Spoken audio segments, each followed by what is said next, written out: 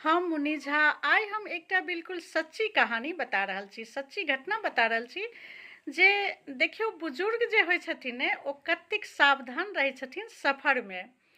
तऽ एक बेर छै ने हम बलसारसँ अपना गुजरात बलसारसँ गाँव जाइ छलियै। हमरा भतीजाके विवाह छलै, बुझलियै। तऽ लगनमे गाँव जाइ छलियै तऽ बुझिते छियै जे सामान सब बहुत ज़्यादा रहै छै और कनि शॉपिंग वगैरह बहुत केने रहियै सेहो रहै। और कनि कीमती सामान सब सेहो संगमे लऽ कऽ जाइ छलियै, किया तऽ लगनमे छलै हन मतलब शादी अटेंड करैके छलै तऽ। और हमर सासू माँ हमरा साथमे छलखिन, बुझलियै। और सासू माँके लऽ कऽ हम जाइ छलियै, ई अपने छलखिन, 3 गोटासँ जाइ छलियै हन विवाहमे। तब बलसार गुजरातमे से बलसार स्टेशन पर की भेलै तऽ श्रमिक एक्सप्रेस ट्रेनमे हमसब बैसलियै। आ गुजरातमे की छै ने ज़्यादा चोरी सबके कोनो अहाँके डर नहि रहै छै। कतहु अहाँ कोनो सामान राखि सकै छियै, कतहु कोनो चीज पहिर कऽ जा सकै छी। ई चीज एतऽ गवर्नमेंटके बहुत बढ़िआँ सुविधा छै। तऽ हमसब कनिक गुजरात अयला बहुत दिन भऽ गेल अछि, तऽ कनि एहि सब चीजसँ थोड़ेक लापरवाह भऽ गेल छलियै जे चलऽ भाइ ठीक छै। बहुत सारा कीमती सामान एकटा बैगमे लऽ लेने छलियै, बड़का टाके बैग रहै। और टोटल जे लगेज छलै बैग पर सब कुछ मिला कऽ 7टा छलै हमरा सबके। माँओके बैग छलनि, हमरो छलै, हिनको सब सामान छलै। और एकटा बैग हम अपना भतीजाके जे विवाह छलै ने तऽ कनिया लए शॉपिंग कऽ कऽ सेहो सब चीज लेने रहियै, तऽ ओ एकटा बैग अलगसँ छलै। तऽ 7टा बैग सब लऽ कऽ जे छै से जा रहल छलियै और श्रमिक एक्सप्रेसमे ट्रेनमे बैसलियै। और पूरा गुजरात निकलि गेलै, महाराष्ट्र निकलि गेलै। जखन ट्रेन सुबह सुबह छपरा स्टेशन एलै, बुझलियै। ई ट्रेन जे छै श्रमिक एक्सप्रेस जे छै से छपरा स्टेशन सुबह सुबह आबि जाइ छै और ओहिठाम बहुत देर तक रुकबो करै छै। तऽ हमसब सुबह सुबह जहन छपरा स्टेशन आबि गेलै ने तऽ AC बोगीमे टिकट छलै और हमरा संगे जे छलखिन दुनू पति पत्नी छलखिन, हुनका उतारै लए ई अपने चलि गेलखिन।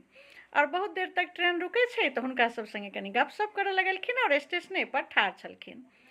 और हमर सासू माँ जे छथिन से कनि वाशरूमके तरफ गेलखिन तऽ हम जे छै से माँके लऽ कऽ गेलियै, देखै लए गेलियै जे माँके एतेक टाइम किया लागि गेलै। हमहूँ गेलियै माँके मतलब खोज करै लए। और माँके साथमे लऽ कऽ जहन बाथरूमसँ एलियै हन डिब्बामे बैसलियै हन बोगीमे, तऽ माँ पुछलखिन कि जे कनिया ई कोन स्टेशन एलै। तऽ हम कहलियै जे माँ ई छपरा स्टेशन छियै।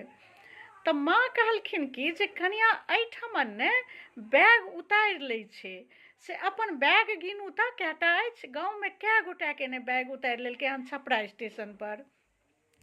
तऽ हम कहलियै जे नहि माँ अपन नहि उतारने हेतै, AC डिब्बामे एना नहि होइ छै ज़्यादातर, एहिमे तऽ पब्लिक नहि ने रहै छै। नहि नहि अहाँ बैग गिनू। तहन जे छै से हम बैग गिनऽ लगलियै। बैग जहन गिनऽ लगलियै तऽ हमरा 6टा बैग छलै। एकटा बैग उतारि लेलकै एतबी कालमे, जत्ती कालमे बुझियौ मुश्किलसँ 1 सँ 2 मिनट लागल हेतै। हम माँके बाथरूमसँ जाकऽ लाबै लए गेलियै, एतबीमे ओ बॉगी जे छै से कनि सुन्न भऽ गेलै और एतबे कालमे ओ बैग उतारि लेलकै। तहन जे छै से देखियौ कनि ओ बैग हमरा वापस भेट जाइ छै से कनि सुनियौ ई। ओहिके बाद जे छै से माँ कहऽ लगलखिन जे अहाँके बैग उतारि लेलक। आब हम जहन नीकसँ चेक केलियै ने तऽ हमर एकटा करिया बैग उतारि लेलकै। माँ ये करिया बैग तऽ नहि छनि। तहन जे छै से हम दौड़ल दौड़ल हिनका लग गेलियै आ कहलियै यौ अपन एकटा करिया बैग नहि अछि, से केओ उतारि लेलक। तऽ ई कहै छथिन नहि नहि अहाँके ने ओनाहिते गलतफहमी होइए, हम आबै छियै बैग गिनै लए। आ कि हम कहै छी यौ बैग उतारि लेलक हन केओ, नहि अछि, अहाँ की गिनै लए आबै। ओ एलखिन मतलब बैग गिनै लए, ताबेमे हिनका बगलेमे ने एकटा आदमी छलखिन जे हमरे बैग लऽ कऽ ठाढ़ छलखिन और भागैएके फिराकमे छलखिन। बस किनको ओ इंतजार करै छलखिन, 1-2 मिनट एना कऽ ठाढ़ भेलखिन और भागै लए इंतजार करै छलखिन, भागै लए। हम हिनका कहलियनि यौ इएह अपन करिया बैग छियै, हुआ देखियौ ओ लऽ कऽ ठाढ़ छथिन। तहन जे छै से जिनका उतारै लए गेल छलखिन से ओकरा भरि पाँचके पकड़ि लेलखिन और तैयो ई कहथिन जे नहि अपन बैग अन्दरे हैत, किनको लिख के नहि पकड़ियौ। तहन ई जे छै से अपने अन्दर एलखिन, बैग तकलखिन, हिनका जहन नहि भेटलनि तहन जाकऽ ओकरासँ बैग छिनलखिन और ई मारबो केलखिन, 2-3 झापड़ मारबो केलखिन और कहलखिन जे एकरा पुलिसके हवाले कऽ दै छियै, नहि तऽ ई अहिना करतै दोसरो सङ्गे, चोर छै तऽ चोरिएवला काज करतै।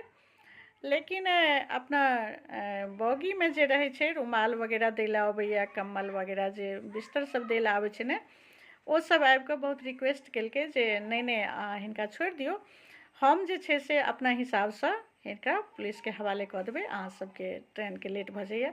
और हमहूँ सब जे छै से फेर ट्रेनके मतलब छुटैके टाइम भऽ रहल छलै तऽ अन्दर आबि गेलियै, बैसि गेलियै। लेकिन हमर बैग तऽ भेट गेल, लेकिन देखियौ जे बुजुर्ग कतेक सावधान रहै छथिन। अगर माँ हमरा नहि कहितथिन ने जे छपरामे बैग उतारि लै छै, और ई बहुत गोटाके गाँवमे उतारि लेलकै हन जे छपरामे बैग उतारि लै छै, से अहाँ चेक करू। और माँ सतर्क रहलखिन और ई बात कहलखिन, तेँ हम चेक केलियै तऽ छपरा स्टेशन परमे से ज़्यादातर सुनैके हम ई सब चीज सुनै छियै। ओना हमर बैग तऽ भेट गेल। तऽ अहूँ सब कतहु अगर सफर करी और छपरा स्टेशन पड़ैत हुए ने, तऽ कनि जे छै से सतर्क जरूर रहब। देखियौ हम कोनो शहरके बदनाम नहि करै छियै, लेकिन की छै ने केओ हेतै कतहु ने कतहुसँ। ई चीज ओहिठाम भेल छलै, सच्ची कहानी, सच्ची घटना छै, लोकके कनि सीख भेटै, ताहि दुआरे जे छै से हम कनि सतर्क रहब सफर करै काल। ठीक छै, जय मिथिला, जय मैथिली, बाय बाय।